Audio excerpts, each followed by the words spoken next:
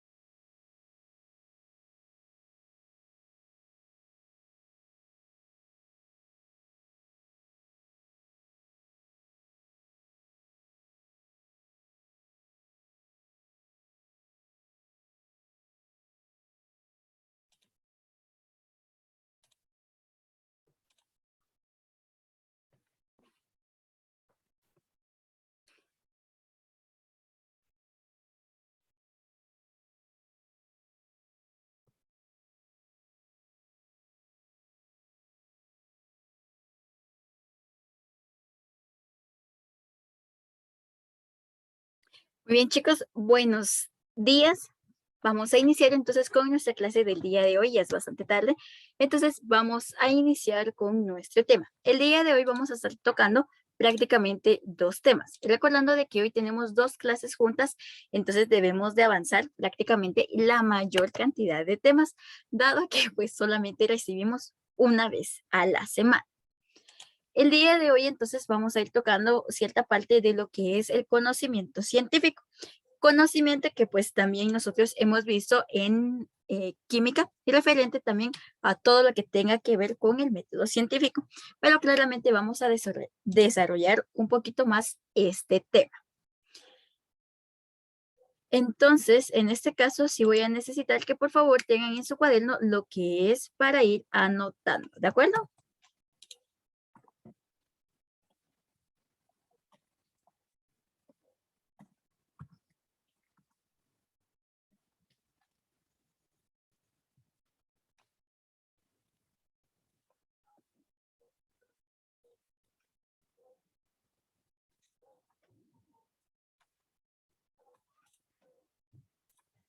Voy a compartir mi pantalla para que podamos trabajar.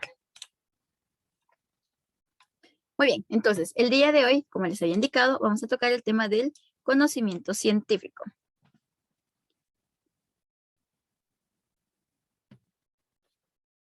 Si ustedes bien recuerdan, en la clase anterior, nosotros habíamos visto toda la que era la parte de las ramas de la biología, donde nosotros debíamos de conocer prácticamente cómo funcionaba cada una de estas. Entre estas nosotros mencionábamos lo que era la botánica, la zoología, la genética, la evolución, lo que es la biotecnología, y también que estaba relacionada con algunas otras, como lo que estaba relacionada con la matemática, con la física, con la geografía, ¿verdad?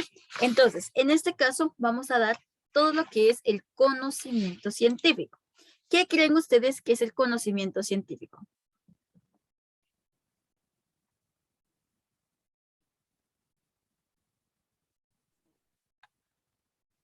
Mm, Buenos días, Miss. Chicos, ¿qué consideran ustedes que es el conocimiento científico?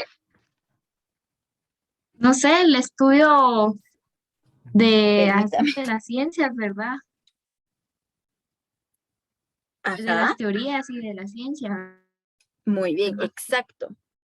Muy bien, en este caso entonces lo que nosotros procuramos o interpretamos prácticamente es de que es un criterio de saberes para y uso de la ciencia.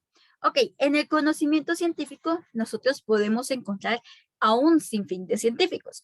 Al inicio de química, prácticamente yo mencionaba a Copérnico, que es el que indicaba de que la Tierra no era del que se...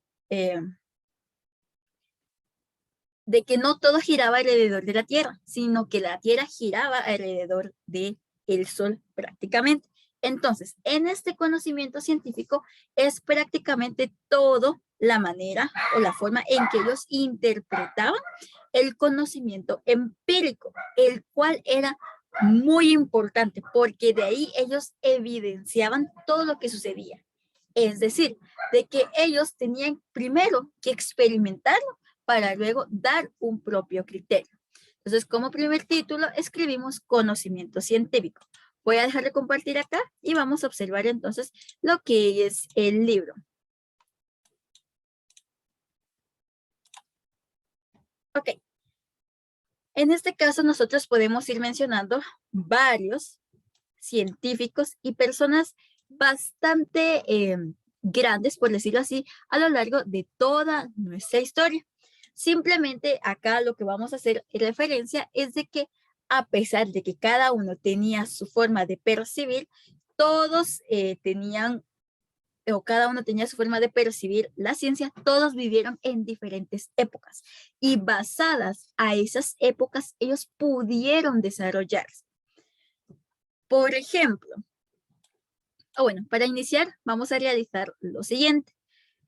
Claramente ustedes colocaron como título conocimientos científicos. ¿Qué es lo que vamos a hacer? De esos conocimientos científicos, ustedes van a escribir un listado de todos los científicos que tengamos o que vayamos a observar. ¿De acuerdo? Voy a ir subrayando también para que todos tengan el mismo listado de personajes importantes. No sé si me comprendieron.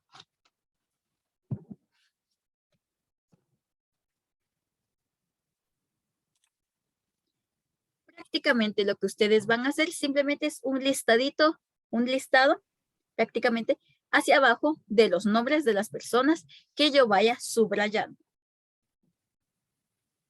Ok. Ok, Muy bien. Tenemos entonces los trabajos de Copérnico y Vesalius rompieron con el procedimiento medieval de interpretar la naturaleza basada en escritos clásicos y tecnología. Por tal razón, esos trabajos marcaron el inicio de la ciencia moderna, que se consolidó en el transcurso del siglo XVII y cuyas características principal fue la elaboración de los nuevos métodos para el estudio de la naturaleza. En este caso, nosotros aquí prácticamente ya tenemos a dos importantes. Tenemos a Copérnico y Vesalius, ¿verdad? En este caso, nosotros debemos de comprender que anteriormente a todos ellos siempre existía algún científico que tenía estos conocimientos mucho antes que ellos. Entre estos nosotros podemos ir mencionando a Aristóteles, ¿verdad? Que fue uno de los primeros naturalistas y conocedores de la ciencia.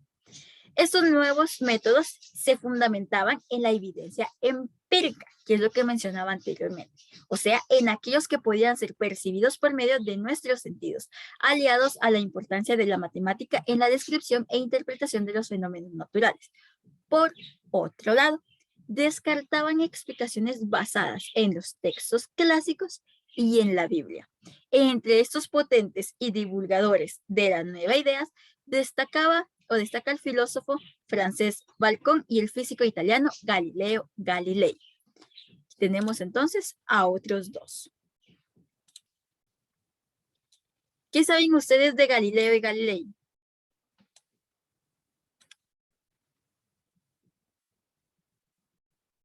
Sé que cuando estaba en primaria nos ponían a jugar. Di Galileo Galilei varias veces sin confundirte. Eso es interesante, la verdad. Sí, y no podía hacerlo más de 5 veces. Me explotaba el cerebro. Intento, Ok.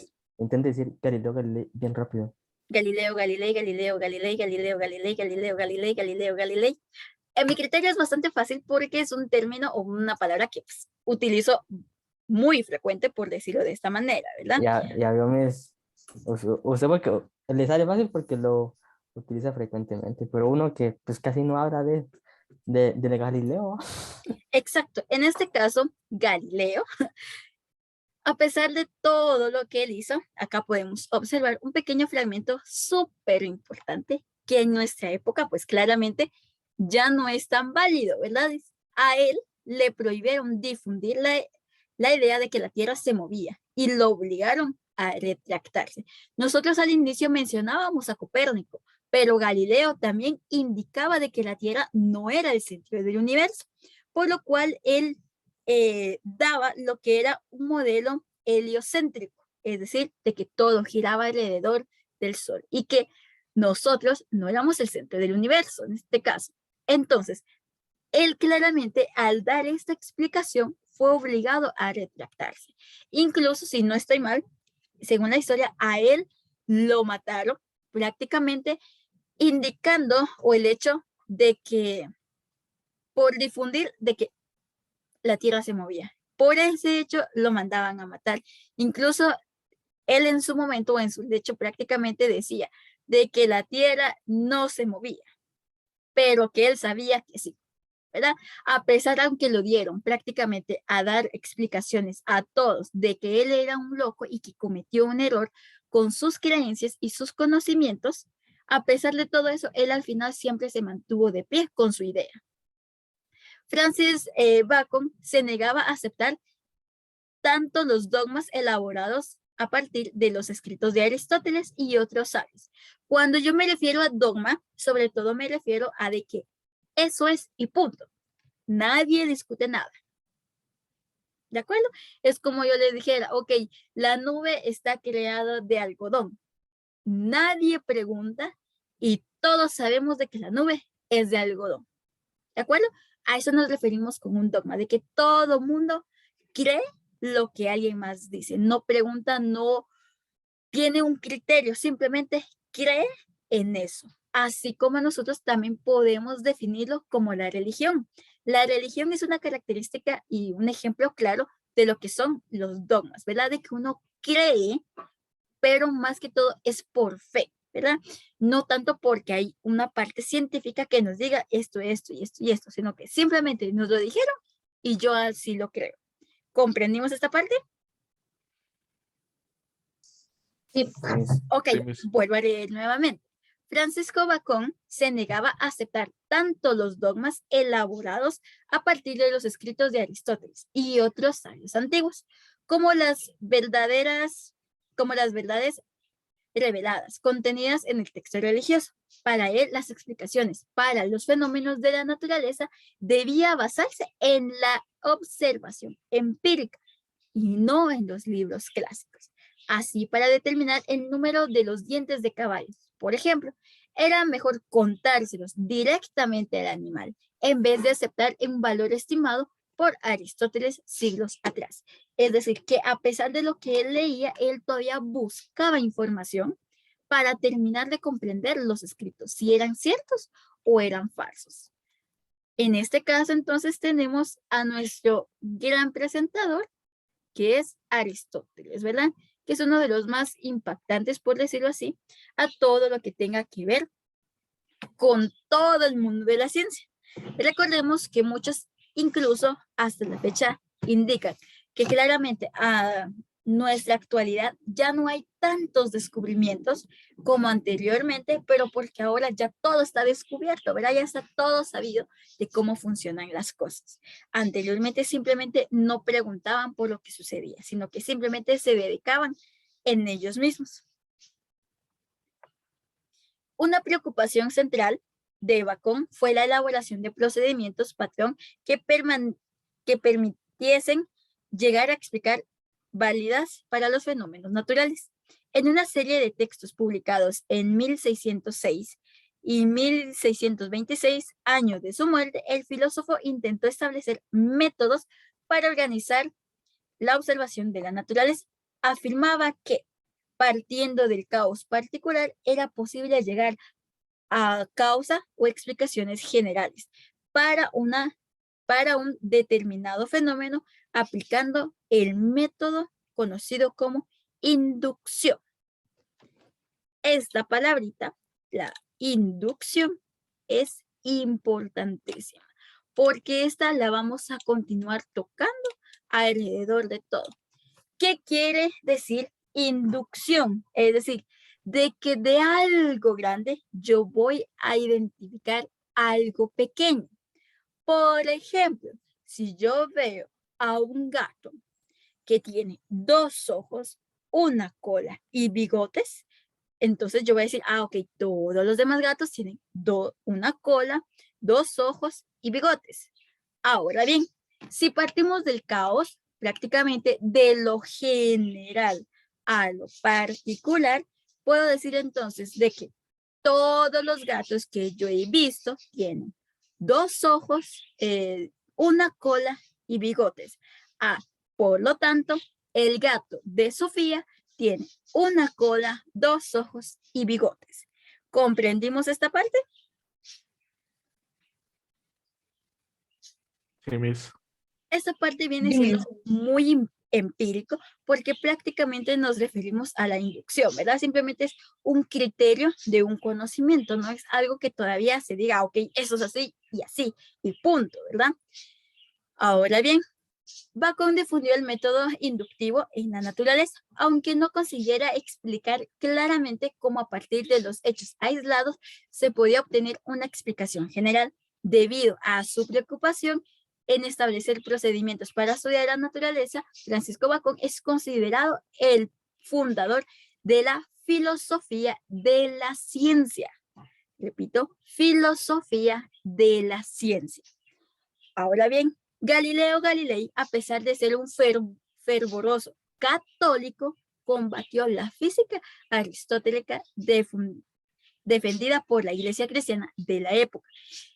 No estaba de acuerdo con ciertos procedimientos utilizados por Aristóteles en la interpretación de los fenómenos naturales y afirmaba que tales fenómenos debían ser comprendidos a partir de la experimentación y el abordaje matemático.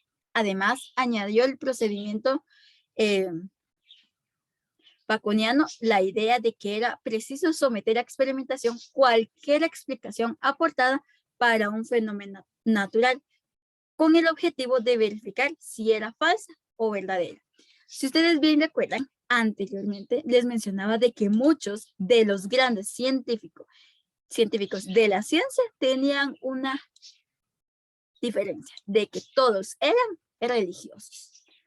Todos estaban en la fe. Todos creían en Dios. Sí, pero ellos iban dando un paso más, ¿verdad? Ellos querían conocer un poco más de lo que sucedía y no simplemente quedarse con la idea. La idea de comprobar la hipótesis aparece en diversos métodos de la historia de la ciencia. Se cree que el primero en sugerirlo fue a Bacón, pero fue Galileo quien expuso rotunda y claramente. Por eso, Galileo Galilei es considerado el padre de la ciencia experimental y de la física moderna. Las ideas de Bacón y Galileo fueron ampliadas y modificadas en el transcurso del siglo XVII, originando el método hipotético deductivo, también llamado método científico. Es decir, que aquí vamos conociendo todo lo que tenga que ver con lo que vimos el día de hoy, prácticamente en química, con todo lo que tenía que ver el método científico. ¿Cómo se desarrolló? A través de la filosofía de la ciencia. Ok, ahora bien, una vez que ustedes tengan su listadito, únicamente, vamos a dejarlo hasta ahí, o luego les voy a explicar qué vamos a hacer con ese listadito. Ahora bien, la página 14 de su, perdón, la página 15 de su libro la van a tener como una pequeña tarea de lectura, ¿de acuerdo? Y van a realizar lo mismo, resaltar los nombres de los científicos o personas importantes que se nos hablan.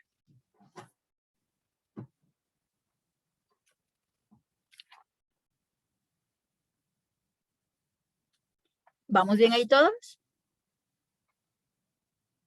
Sí, Miss. Ok. Bien, entonces voy a dejar de compartir y vamos nuevamente al otro tema. Este tema es un poquito más extenso, pero tiene mayor importancia. Ok, ya que conocimos un poco de cómo se dio todo lo que tenía que ver con la ciencia, ahora vamos a ver entonces los campos de acción de la biología. ¿A qué me refiero con un campo de acción? Prácticamente el conocimiento que generan las ciencias biológicas, que se traduce en el beneficio para las personas en los campos, en distintos campos. ¿De acuerdo? Vamos a ver qué tipos de campos tenemos. Ahora bien, como subtítulo, claramente vamos a colocar lo que son campos de la biología, pero como un título nuevamente, campos de la biología.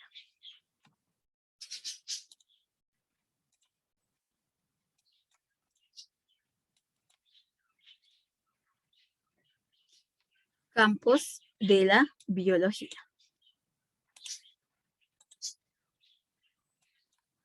Okay. Como subtítulo tenemos biología y la conservación.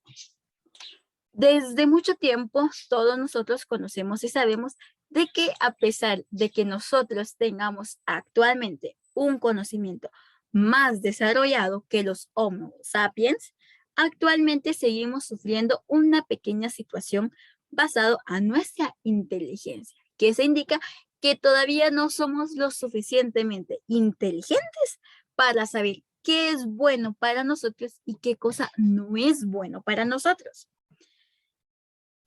José, lo molesto con la lectura de biología y la conservación. La conservación ambiental o conservación de las especies, por ejemplo, hace referencia a la protección de los animales, las plantas y el planeta en general. Esta conservación apunta al garantizar la subsistencia de los seres humanos, la fauna y la flora, evitando la contaminación y la depredación de recursos. Excelente. Nosotros conocemos actualmente, ¿verdad? De que nuestros planetas, bueno, nuestro planeta está sufriendo grandes cambios por la industria. Industria que prácticamente nosotros como seres humanos cambiamos. Es decir, nuestro planeta tenía un ecosistema ya específico y en el momento en que nosotros decidimos eh, crear el fuego, prácticamente, o conocer el fuego, cambiamos la sintonía de nuestro planeta, la composición de su atmósfera y la calidad de su agua ya se están viendo afectadas. En este caso, nosotros hablamos de biología y la conservación. Incluso hay una ciencia que se le conoce como biología de la conservación, donde estudia más a profundidad cada uno de estos procesos para que el mundo no se nos caiga. La demanda que nosotros vivimos y que todos conocemos ahora, que se está dando es la demanda del petróleo, es decir, de todo lo que es gasolina, plásticos, porque se utiliza en todo el aspecto. Un ejemplo que constituye a un caso de contaminación, podemos conocer todo lo que tenía que ver con el dióxido de carbono, el metano y lo que son algunos componentes que afectan la capa de ozono. Consulto, ¿qué saben ustedes sobre el deterioro de la capa de ozono? Por la misma contaminación que hay aquí en la Tierra, eso se ve afectado a la capa de ozono, ¿verdad? Exacto, ¿cómo se llama o cómo se le da a ese tipo de contaminación? ¿Cómo se le ha denominado cuando se ve afectada la capa de ozono? No estoy segura si es este, a mí si me corrige, porque si no es ese, pero es el efecto invernadero o algo así. Exacto, el efecto invernadero. Ahí nosotros podemos ver prácticamente una de las consecuencias del momento en que no llevamos la biología y la conservación de la mano, sino que existe prácticamente un complot para nosotros estar bien, pero nuestro planeta no. Cosa que en algún futuro va a ser al revés, ¿verdad? Nosotros vamos a estar mal y el planeta va a estar posiblemente mucho peor, pero se está dando lo que son algunas de estas soluciones para poder combatir estas o tener prácticamente una ciencia específica para apoyar nuestro planeta. Y en esta tenemos lo que es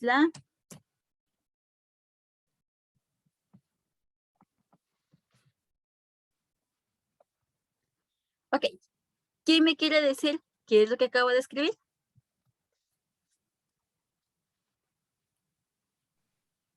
Bioremediación. Bioremediación.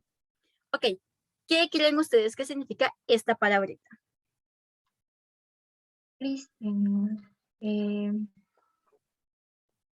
una solución prácticamente. Ok, una solución. ¿Quién más? Gabo.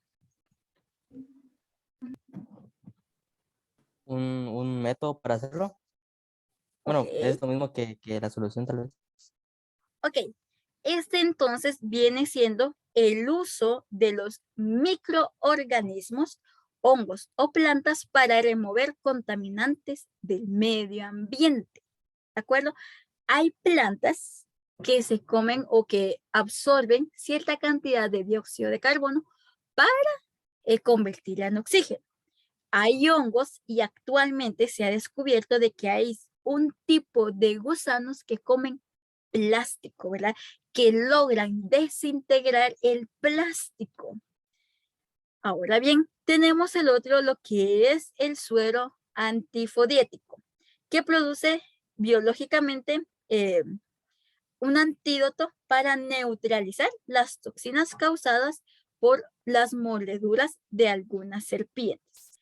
Tenemos también lo que son, pues claramente el control biológico de plagas, que son los pesticidas, por decirlo así, pero los plaguicidas, la inseminación artificial y vacuna. Ahí hablamos prácticamente de algunos otros elementos que afectan todo esto. Ahora bien, espero que hayan copiado lo que es solamente el título, ¿verdad? La biología y la conservación. Voy con el siguiente. biología y los alimentos. Adela, la molesto con el primer párrafo de lo que es biología y los alimentos. Mejorar los alimentos animales y vegetales, uno de los objetivos de la biología. La biología aporta beneficios no solo en la producción de mayor cantidad de alimentos, sino también en el mejoramiento de la calidad nutricional de estos y en los métodos más adecuados para su conservación. Gracias. Aileen, la molesto con el segundo. Es muy importante, pues los avances en medicina y otros adelantos científicos han reducido la mortalidad en el mundo, lo que hace imprescindible la creación de más y mejores alimentos que cubren las necesidades de la creciente población del planeta. Excelente. En este caso, pues claramente nosotros conocemos que desde hace muchos tiempos o tiempos anteriores se daba lo que eran las estrategias que aumentaban la eficacia en la producción de alimentos. Por ejemplo, entre las especies de plantas comestibles se escogían a los individuos que tengan mayor cantidad de nutrientes y esta cantidad o este tipo de alimentos era el que se daba a las personas, ¿verdad? El conocimiento biológico también ha permitido la creación de técnicas como el cultivo de tejidos vegetales. Este consiste en sembrar fragmentos de plantas en medios artificiales bajo condiciones ambientales controladas. Cada trozo origina un individuo idéntico a la planta a la cual se extrajo el fragmento, que también podemos decir esquejes, ¿verdad? Que eso lo vemos sobre todo en el área de la agricultura o los cultivos.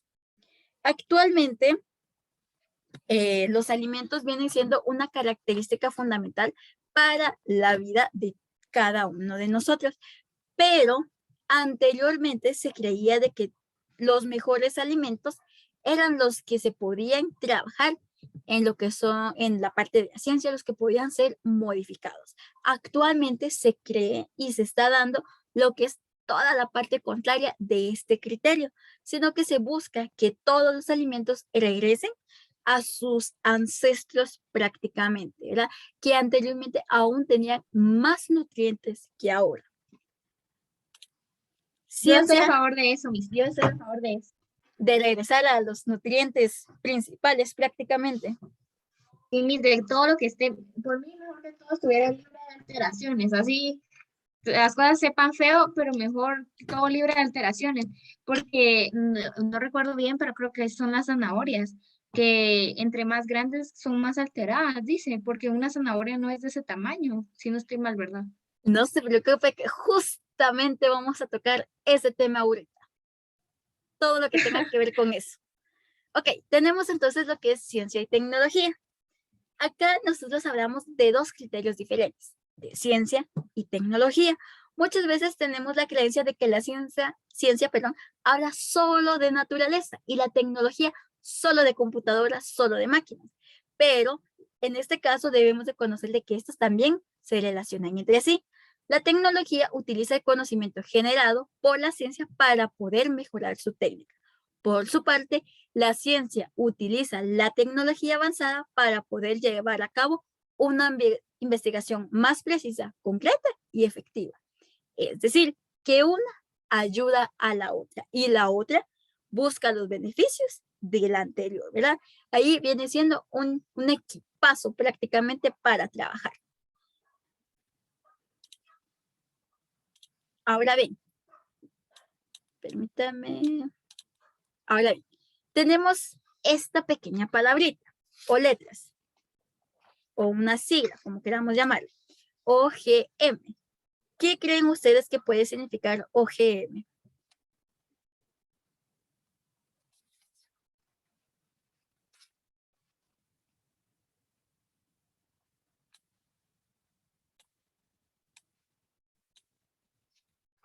Chicos, Gabo, OGM. No sé. Esos son los organismos genéticamente modificados. Excelente. Miren que ya tuvieron a San Google a la par, ¿verdad? Solo Puede ser que algunos sí, puede algunos no, o algunos ya tengan un poco de No, este me sí, sí, ya conocimiento. sabía. Ok, me parece bastante bien de que también conozcamos sobre los OGM, ¿verdad? No es lo mismo decir el de OMG, que es el de Oh My God, ¿verdad? Sino es OGM, organismos genéticamente modificados. ¿Cómo es que se lleva a cabo estos organismos genéticamente modificados? Esto se lleva gracias a algo conocido como ingeniería genética. ¿Qué es lo que hace? Es unir la ciencia y la tecnología para modificar prácticamente la composición genética de un organismo para mejorarla a los ambientes o los nutrientes que tenga. Vamos escribiendo, por favor, como otro subtítulo, ingeniería genética, y esta vez sí vamos a copiar la información. ¿De acuerdo?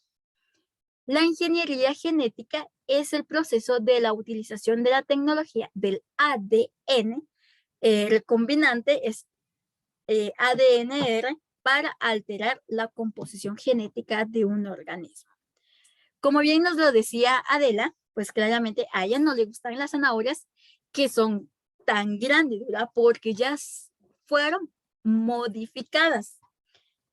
Actualmente, en un 80% de todos los alimentos que nosotros consumimos estando en la capital son modificados genéticamente. ¿Cuáles son los que no están modificados genéticamente? Aquellos que nosotros... Los que de una vez recolectan, ¿verdad, mis?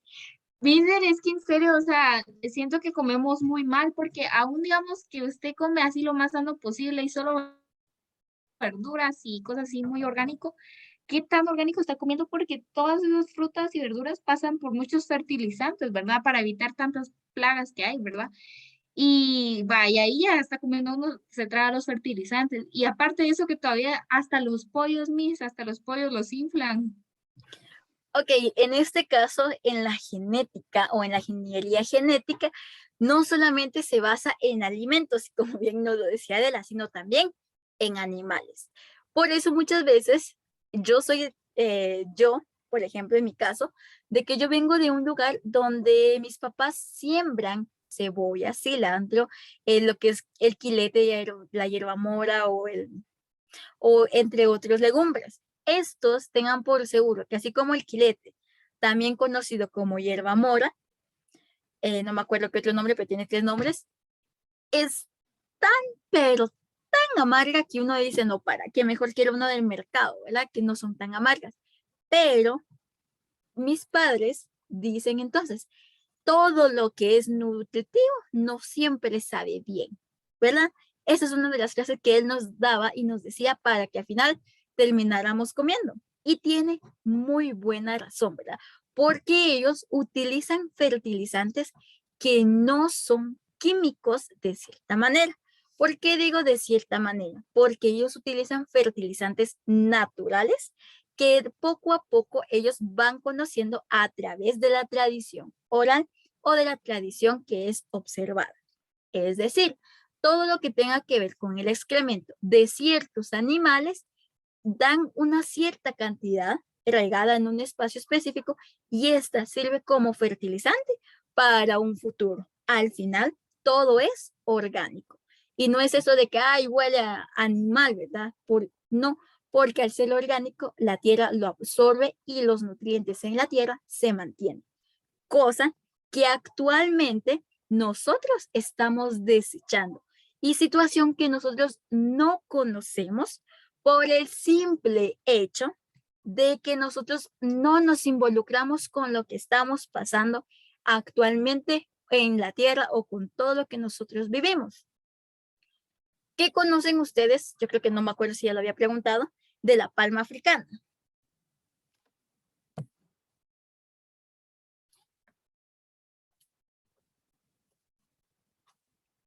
Repito, ¿qué conocen ustedes de la palma africana? No, no Es sé. una palma de un aceite o algo así, ¿no? Exacto. Es una palmera prácticamente de donde se extrae el aceite. Si no soy mal, creo que es el aceite ideal, la patrona, entre otros, que son uno de los aceites más contaminantes actualmente. ¿Cuáles son los aceites que más se recomiendan? Los de soya, los de canola o los de girasol, ¿verdad? ¿Por qué nosotros indicamos esto? Porque actualmente estas palmas africanas consumen todos los nutrientes que tiene la tierra. En cierto momento, ok, la primera todavía absorbió los nutrientes, la segunda, la tierra ya no tiene nutrientes, entonces echan fertilizante, fertilizante, fertilizante, hasta que llega un punto donde prácticamente la tierra ya no da más y simplemente se pasa a ser tierra muerta. Porque a pesar de que la tierra, nosotros decimos es tierra, ¿va? O sea, que puede tener, si llega a tener nutrientes y también puede llegar a morir. Ahora bien, tenemos entonces lo que habíamos indicado sobre los organismos genéticamente modificados o transgénicos. Son organismos vivos cuyas características han sido cambiadas usando técnicas modernas en laboratorios especializados para introducir genes que proceden de otras especies. ¿Qué es lo que buscan los organismos genéticamente modificados? Por ejemplo, en Shela, yo creo que todos conocemos de que en Shela, Huehuetenango, Quiché, son algunos lugares, ciertas partes son demasiado fríos, ¿verdad? Fríos tan extremos que incluso las plantas se llegan a morir por el sereno o a veces que cae nieve o escarcha encima de esos. ¿Qué es lo que busca? Es hacer de que estos sean más resistentes a estos climas. O que incluso en lugares como en el corredor seco, parte de Jutiapa, Zacapa y Jalapa, por ejemplo, que en donde llueve 1 o 2 veces al año, sea la planta pueda subsistir con un poquito de agua, ¿verdad? Entonces, prácticamente los organismos genéticamente modificados o transgénicos lo que buscan es de que nosotros podamos obtener todos los nutrientes, pero que puedan existir en un espacio determinado, ¿verdad? Que se puedan seguir creando todo el tiempo. ¿Quién de ustedes ha visto aquellos bananos completamente amarillitos, sin puntitos, ni manchitas, ni nada? Que están lisitos, lisitos, lisitos. A la mis, A la hora. yo sí he visto unos. ¿Verdad? Hay cosas y situaciones que uno dice, a la gran, qué bonito y qué precioso. Usted compáralos con uno que venga así con puntitos negros, van a ver que tiene mucho más beneficios. El que tiene puntitos negros está un poquito con una cáscara no tan gruesa, ¿verdad? Entonces, todos estos vienen siendo modificados, cosa que nosotros a veces Miss, y ni el nos percatamos. mapuche, una pregunta, ¿el mapuche tiene algo que ver con el banano? Porque se ven iguales, o se ve igual como un plátano o un banano, pero sabe para nada como un plátano o un banano. Ok, si gustan le voy a responder la duda ahorita que regresemos. De acuerdo que justamente se nos va a acabar el tiempo sobre la clase, entonces para que nos podamos conectar en el mismo enlace, ¿de acuerdo? Me parece.